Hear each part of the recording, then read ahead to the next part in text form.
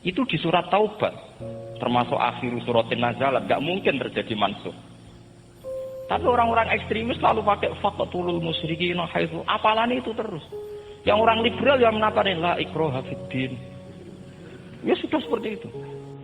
Sing orang-orang ora tegas, ora tau nahi mungkar, ya ma arsalnaka ila rahmatal lil alamin. Ngono terus. Yang kelompok tukang nahi mungkar ya ayatnya sampai nahi. Saya tuh heran, kenapa mereka punya masalah dengan hafalan kayaknya. Kenapa sih?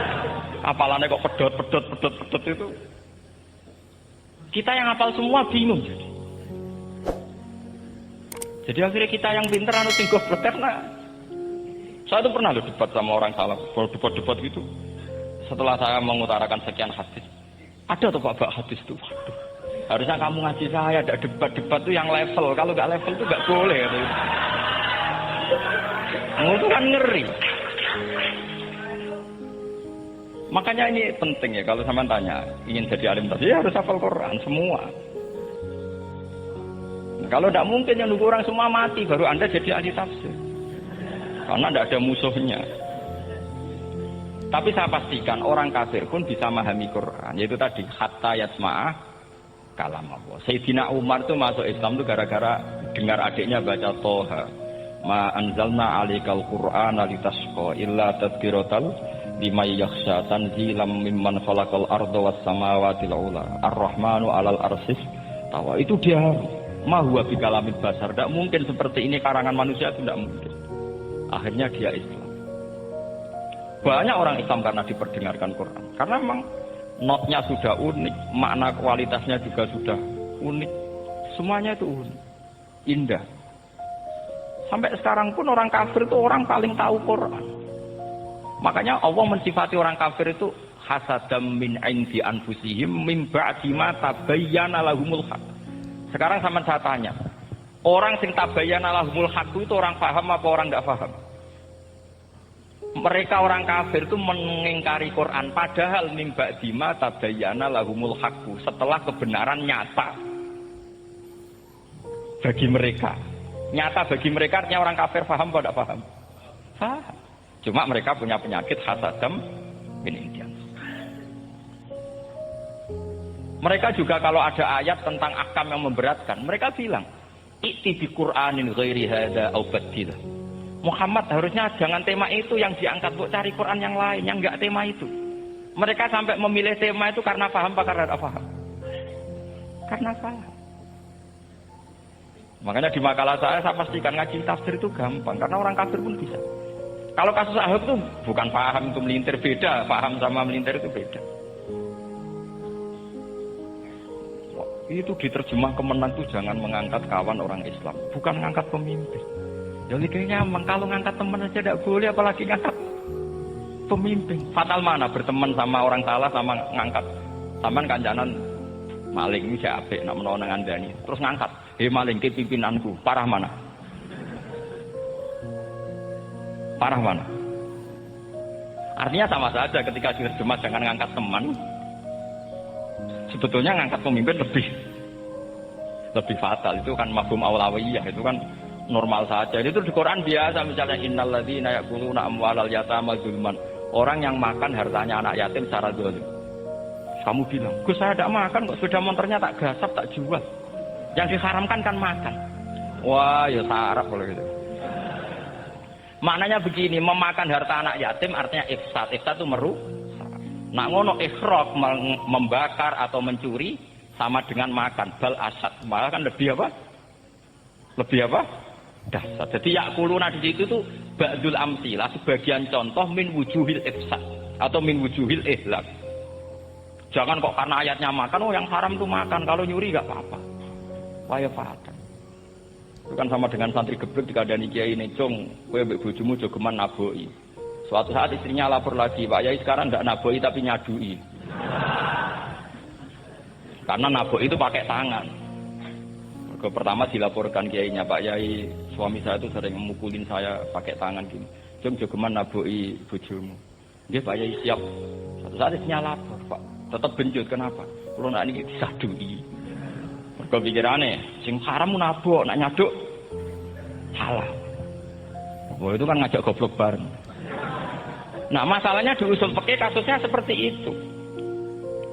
Makanya saya ini kadang ya maliki sekali. Kadang saya itu maliki sekali. Kadang ya. Misalnya begini, saya beri contoh. Ini yang kisah nyata ya. Ada seorang Arabi datang ke Rasulullah. Ya, tadi kan teman-teman minta juga ilmu hadis ya. Ini satu paket saja. Itu tadi nanti kalau sampean kasih lalim itu sudah ada urusan saya tadi. Nunggu orang mati banyak tadi. Kalau nggak usah nunggu orang mati, sarannya tadi apal tadi. Ya Rasulullah ahlak tuh. Saya ini orang yang rusak. Wama ahlakaka. Lalu yang bikin rusak kamu apa? Qol waqatu imro'ati fina hari Ramadan. Saya menjima istri saya ketika masih siang. Fina hari Ramadan, siang Ramadan. Walhasil Nabi tidak menyuruh hanya qadha, tapi menyuruh kafaroh. Kafarohnya itu merdekakan budak atau memberi makan 60 orang miskin atau puasa berapa? Puasa 60 hari. Atau urut merdekakan budak atau puasa 60 hari atau memberi makan 60 miskin. Oke, kita sepakat. Sepakat ya, hadis itu sahih dan diulang-ulang oleh Ashabus Sunan. Oke, riwayatnya enggak masalah. Sekarang kita analisis maknanya. Sekarang sampean saya tanya. Kalau Anda misalnya sekarang jam berapa ini? Misalnya sekarang jam 9 kurang seperempat Ramadan. Terus Anda rokok atau Anda ngopi, kepengen ngopi terus ngopi tanpa udzurun syar'iyyin. Anda hanya wajib qadha apa bayar kafarah? Enggak sampean jawab. Rata-rata kiai kita, oh mau wajib qadha Gus karena gak jima. Sing seru kafarah iku nak jima. Kan ngombe kopi be jima beda. Pertanyaannya tuh lucu, ini naik secara fikih masalah. Masalahnya begini. Jima bojo itu tidak zina. Jima bojo itu zina apa enggak? Enggak. Berarti dengan makan bedanya apa? Sama kan? Sama-sama amrun mubah. Sesuatu yang boleh. Kenapa hukumannya berat? Makanya kata Imam Malik, enggak itu nilainya. Nilainya adalah hadku hurmati Ramadan bi ghairi udhrin syar'iyyin. Makanya kata Imam Malik, siapapun yang makan fina hari Ramadan, iftar apapun fina hari Ramadan bi ghairi udhrin syar'iyyin, maka hukumnya sama dengan jima fina hari Ramadan. Karena sama-sama ihlak ifsad hurmata Ramadan bi ghairi udhrin syar'iyyin. Loh enggak, ini ilmiah. Kamu udah harus cocok, tapi otak kamu harus percaya. Loh iya kan beda kan? Saya secara nafsu tidak cocok, cek berhasil. Tapi ilmiah saya setuju. Kalau Kiai Kandani itu kan pasti pakai badul amsilah, kan nggak mungkin semua contoh disebut. Cong penak melaku-melaku jogeman delok wedok itu mari setan. Mboten delok Mbah, nyekel lho malah parah to. Tidak bisa. Makanya ini masalahnya lafaz. Ini kembali ke Imam Syafi'i bilisanin Arabiyyim. Ketika seorang kiai bilang cung jogeman delok cawe itu adalah mengungkapkan al-muharramat. Bukan mentaksis yang haram itu hanya Saya ulang lagi ya. Ketika seorang kiai bilang cung jogeman delok wedok sing haram, itu semangatnya adalah melawan keharaman, bukan mentaksis yang haram hanya delok. Itu di Quran normal semua, di semua lugat ya biasa. Itu kan sama seperti misalnya seorang bang ngasih uang cucunya, cung tak kayak duit 100.000, cung gue tuku es. Terus gue mendingan, nah gue tuku es haram iki kan ngongkone tuku es. Lah kepen putumu mati kan nyeben 100.000 gue tuku es. Ya mulai dulu istilahnya nak bange ke ibu tuh cung 100.000 gue tuku es. Cara wong kuno. Maksudnya itu pokoknya umumnya cak cilik senane es menyebut. Ya sudah seperti itu. Sama seperti Quran menghentikan begini. Ini memang salah yang fikih dulu, yang pokok-pokok. Di antara yang enggak boleh dikawin adalah wa antajma'u bainal ukhtaini illa ma qad. Kamu enggak boleh menikahi Sri dan Zainab, kakak beradik. Sudah sepakat guys. Sini kahin wahid enggak boleh al-jam'u bainal ukhtain. Jadi mbaknya kamu kawin, adiknya kamu kawin, sini kahin wahid. Tapi nak ngeduni boleh, berarti kan dengan waktu yang berbeda. Quran hanya menyebut itu. Kemudian Rasulullah zaman Sugeng itu hanya nambahi wala binal mar'ati wa ammatiha, wala binal mar'ati wa kholatiha. Juga enggak boleh menikahi ponaan plus buliknya. baik bulik dari bapak yaitu ammah maupun bulik dari ibu disebut apa? Khola. Kemudian ulama fikih merasa ada yang kurang, ditambahi lagi. Dua perempuan yang andekan yang satu itu lelaki kok haram nikah, berarti haram jam'u fi nikahin wahid. Misalnya cucu rabibahnya boleh enggak? Enggak boleh kan?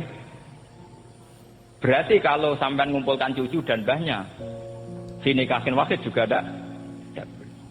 Tapi orang yang waras itu tidak akan nyalahkan Quran ketika tidak lengkap. Wa antasma'u binal ukhtain ila ma qatal. Ini tidak lengkap. Yang haram kan tidak hanya jam'u binal ukhtain. Termasuk mengumpulkan cucu dan mbahnya. Karena Quran nggak mau dengan logika tidak waras itu tidak mau. Taruh saja orang itu rata-rata mbahnya kan umur 70 tahun. Cucunya umur 17 tahun. Kebayang nggak kamu nikahi? Sehingga adekan boleh bareng, pasti kamu milih bareng. Makanya Quran hanya bakas wa antasma'u final ukhtain, karena yang mungkin masih menggugah selera itu dua. Tapi kalau cucu sama mbahnya itu, kalau ada yang masih selera kan, ya syarat dulu. Tapi fikih sebagai kaidah tetap menerangkan, termasuk yang haram jam'u adalah bainal mar'ati wajad dati. Paham juga maksudnya? Artinya ketika menyebut itu tidak jaminan merangkum semua hukum. Tapi ba'dul amsilah.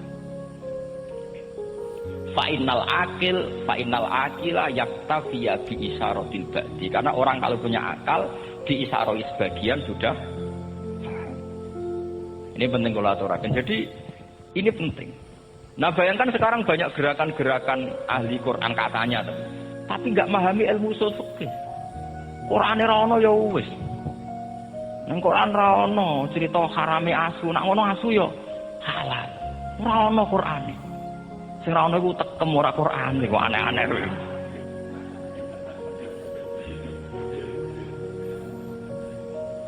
Itu kan sama terus sampean misalnya tadi jam 09.00 Ramadan tambah udurin sarian terus mangan mie rokokan. Itu kan melecehkan Ramadan diwiri udurin sarian. Karena melecehkan hurmata Ramadan kena sanksi separah itu. Jangan kamu terus bilang, tapi Nabi hanya bilang masalah jima final Ramadan.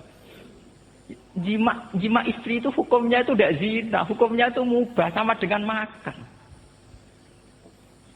Ini cara mazhab Maliki, tapi kita alhamdulillah mazhab Syafi'i. Ya, itu masalahnya.